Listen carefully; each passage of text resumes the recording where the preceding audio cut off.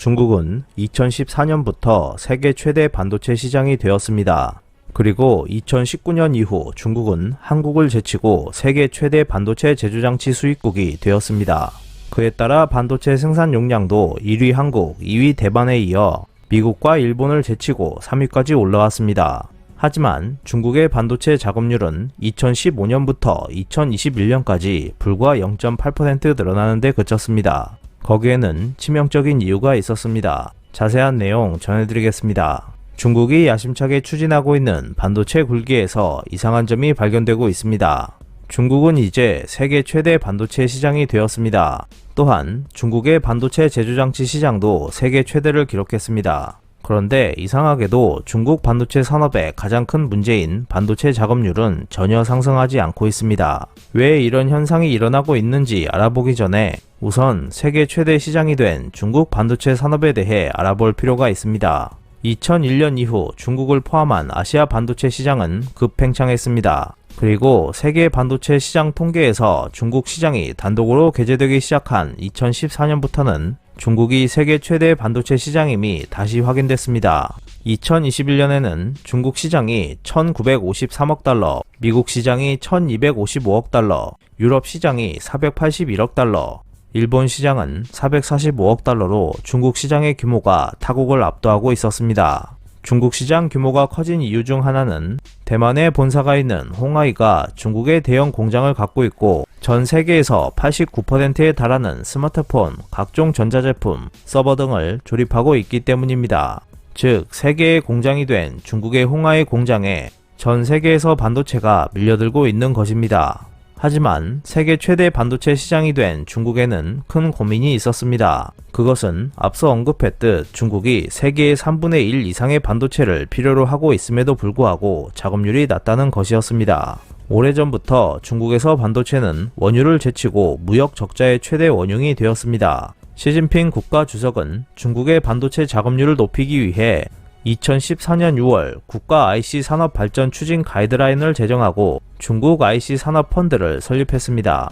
당초엔 약 19조 원대 규모였지만 이후 약 172조 원까지 증액된 것으로 알려졌습니다. 아울러 시진핑 국가주석은 2015년 5월 중국 제조 2025를 제정해 중국의 반도체 작업률을 2020년까지 40%, 2025년까지 70%로 끌어올린다는 목표를 세웠습니다. 하지만 시진핑의 야심찬 목표와는 반대로 2015년 15.9%였던 중국의 반도체 작업률은 2021년에 들어서도 16.7%에 도달하는 데 그치면서 불과 0.8%밖에 상승하지 않았습니다. 물론 당초 목표였던 2020년 작업률 40%에도 크게 도달하지 못한 수치입니다.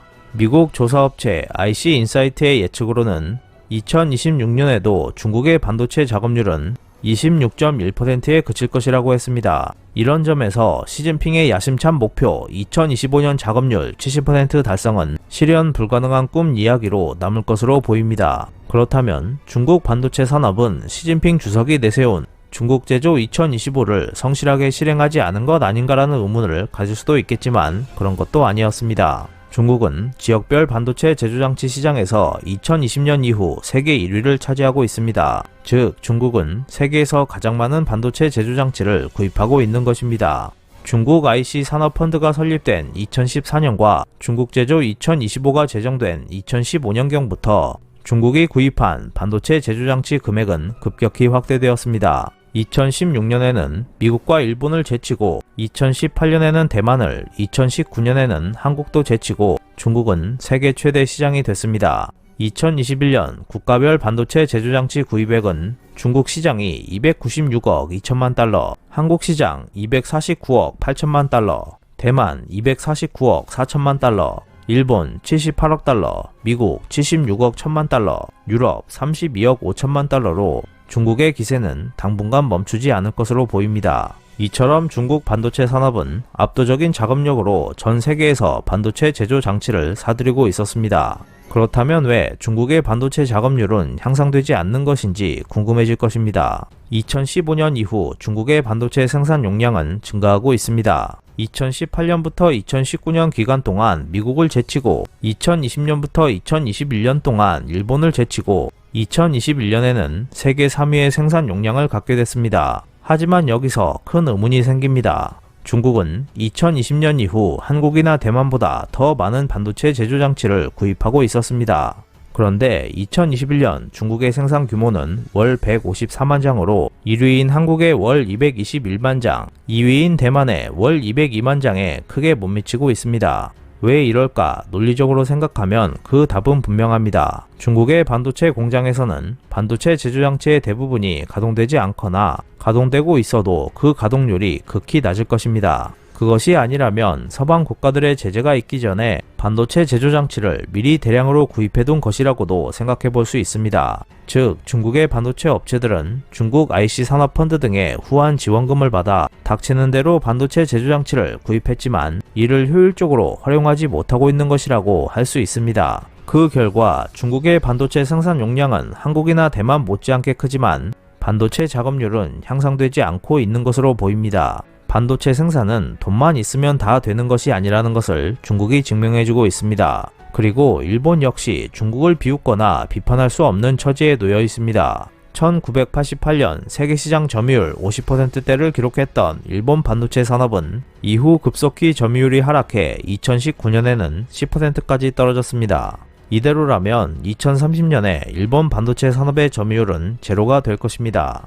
일본 경제산업성은 이러한 위기감 때문에 TSMC를 구마모토에 유치하고 거기에 4,670억엔의 보조금을 지원하기로 일본 정부가 지난 6월 17일에 결정했습니다. 일본 언론에 따르면 이 TSMC 구마모토 공장에서 1,700명에 달하는 고용이 생길 것이라고 알려졌지만 반대로 그 많은 전문 인력을 어떻게 모을 것인지에 대해서는 알려지지 않고 있습니다. TSMC가 구마모토에 진출하기로 결정한 후 구마모토대 등에서 반도체 전문 인력을 육성할 계획이라고 했지만 지금 당장 필요한 1,700명이라는 전문 인력을 모으기에는 역부족인 것처럼 보입니다. 또한 일본은 올해 초 규슈 지역에 고등학교와 전문대를 합친 것과 같은 5년제 고등 전문 학교를 신설하고 반도체 제조 및 개발에 필요한 인력을 양성할 것이라는 계획도 발표했습니다. TSMC 공장을 통해 규슈 지역을 반도체 거점으로 키우겠다는 목표를 내세웠습니다. 하지만 일각에서는 TSMC가 일본 내 반도체 인력을 블랙홀처럼 빨아들여 오히려 일본 반도체 관련 기업들의 활동을 위축시킬 것이라는 비판이 제기되고 있는 상황입니다. 아울러 지난해 설립된 자민당의 반도체 전략추진의원연맹 사무국장인 세키 요시히로 증요원 의원에 따르면 이 연맹은 2022년 5월 24일 반도체 제조 기반 강화를 위해 10년간 민관을 합쳐 10조엔 규모의 투자를 요구한다는 결의를 마련했습니다. 중국은 돈을 쏟아부으면 반도체 작업률이 올라갈 것이라고 안이하게 생각했습니다. 일본 역시 중국과 같이 반도체 기업을 유치하거나 돈을 쏟아부으려는 움직임을 보이고 있습니다. 그렇다고 한국이 자만하고 있을 수만은 없습니다. 기술은 빠르게 발전하고 있기 때문에 더 많은 연구와 관련 전문 인력 육성에 최선을 다해야 할 것입니다. 이상 피커TV였습니다.